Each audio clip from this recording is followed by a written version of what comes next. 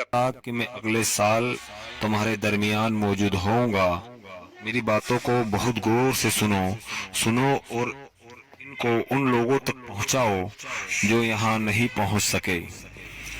اے لوگو، جس طرح یہ آج کا دن، یہ مہینہ اور یہ جگہ عزت اور حرمت والے ہیں، بالکل اسی طرح دوسروں کی زندگی، عزت اور مال حرمت والے ہیں۔ تم اس کو چھیڑ نہیں سکتے۔ لوگوں کے مال اور امانتیں ان کو واپس کرو، کسی کو تنگ نہ کرو، کسی کو نقصان نہ کرو، تاکہ تم بھی محفوظ رہو۔ یاد رکھو، تمہیں اللہ سے ملنا ہے اور اللہ تم سے تمہارے اعمال کے بارے میں سوال کرے گا۔ اللہ نے سود بیاج کو ختم کر دیا، اس لیے آج سے سارا سود ختم کر دو، معاف کر دو۔ تم اور عورتوں پر حق رکھتے ہو اور وہ تم پر حق رکھتی ہے۔ جب وہ اپنے حقوق پورے کر رہی ہے تو تم بھی ان کی ساری ذمہ داریاں پوری کرو۔ عورتوں کے بارے میں نرمی کا رویہ اختیار کرو، کیونکہ وہ تمہاری شراکت دار، پارٹنر اور بے لوث خدمت گزار رہتی ہے۔ کبھی زنا بلاತ್ಕಾರ کے قریب بھی مت جانا۔ اے لوگو، میری بات غور سے سنو، صرف اللہ کی عبادت کرو، 5 فرض نمازیں پوری رکھو، رمضان کے روزے رکھو اور زکوٰۃ ادا کرتے رہو۔ اگر استطاعت ہے تو حج کرو۔ تم سب اللہ کی نظر میں برابر ہو، برتری صرف تقوی کی وجہ سے ہے۔ یاد رکھو، تم سب کو ایک دن اللہ کے سامنے اپنے اعمال کی جواب دہی کے لیے حاضر ہونا ہے۔ خبردار رہو، میرے بعد گمراہ نہ ہو جانا۔ یاد رکھنا، میرے بعد کوئی نبی نہیں آنے والا، نہ کوئی نیا دین لائے گا۔ میری باتیں اچھی طرح سمجھ لو، میں تمہارے لیے 2 چیزیں چھوڑ کے جا رہا ہوں، قرآن اور میری اہل بیت۔ اگر تم ان کی پیروی کی تو کبھی گمراہ نہیں ہوں گے۔ سنو تم لوگ جو موجود ہو، اس بات کو اگلے لوگوں تک پہنچانا اور وہ پھر اگلے لوگوں تک پہنچائے، اور یہ ممکن ہے کہ بعد والے میری بات کو پہلے والوں سے زیادہ بہتر سمجھ اور عمل کر سکیں۔ پھر آپ نے آسمان کی طرف چہرہ اٹھایا، کہا، اے اللہ، گواہ رہنا، میں تیرا پیغام تیرے بندوں تک پہنچا دیا۔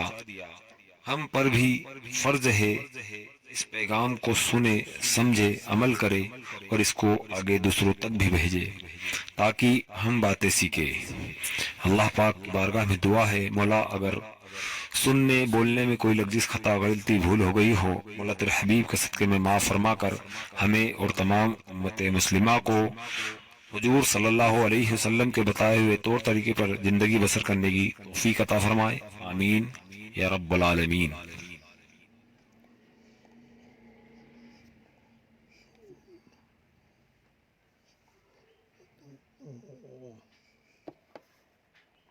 چودہ سو 33 سال پہلے میدان عرفات مکہ میں 9 ذی الحجہ 10 ہجری کو محمد صلی اللہ علیہ وسلم نے حج کا آخری خطبہ دیا تھا۔ بہت اہم پیغام دیا تھا، غور سے پڑھے، ہر بات بار بار پڑھے، سوچے کہ کتنا اہم پیغام ہے جسے ہم نے بھلا دیا ہے۔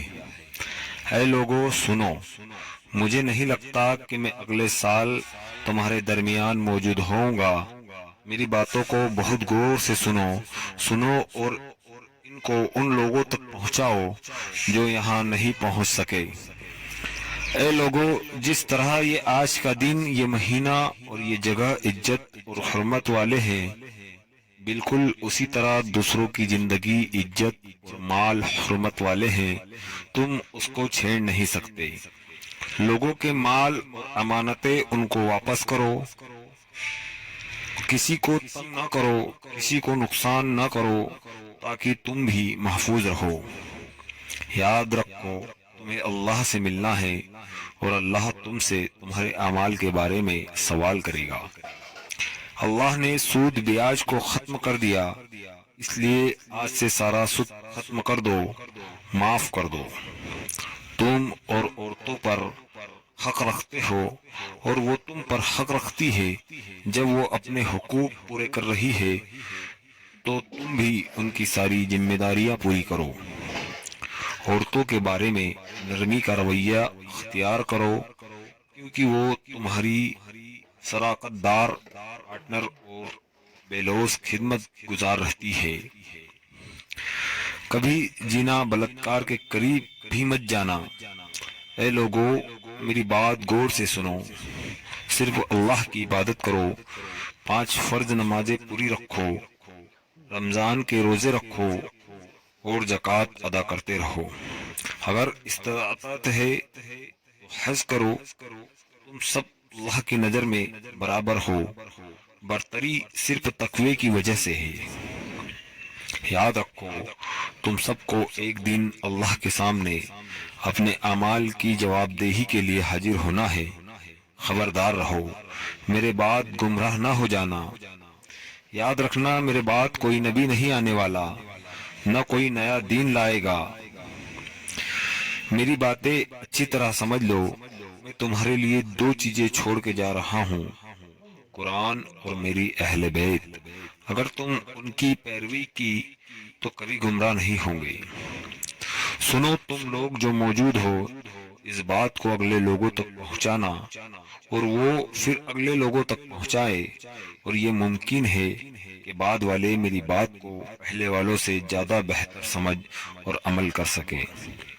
پھر آپ نے آسمان کی طرف چہرہ اٹھایا، کہا، اے اللہ، گواہ رہنا، میں تیرا پیغام تیرے بندوں تک پہنچا دیا۔ ہم پر بھی فرض ہے اس پیغام کو سنے، سمجھے، عمل کرے اور اس کو آگے دوسروں تک بھی بھیجے تاکہ ہم باتیں سیکھیں۔ اللہ پاک کی بارگاہ میں دعا ہے، مولا اگر سننے بولنے میں کوئی لغزش، خطا، غلطی، بھول ہو گئی ہو، مولا تیرے حبیب کے صدقے میں معاف فرما کر ہمیں اور تمام امت مسلمہ کو حضور صلی اللہ علیہ وسلم کے بتائے ہوئے طور طریقے پر زندگی بسر کرنے کی توفیق عطا فرمائے۔ آمین یا رب العالمین۔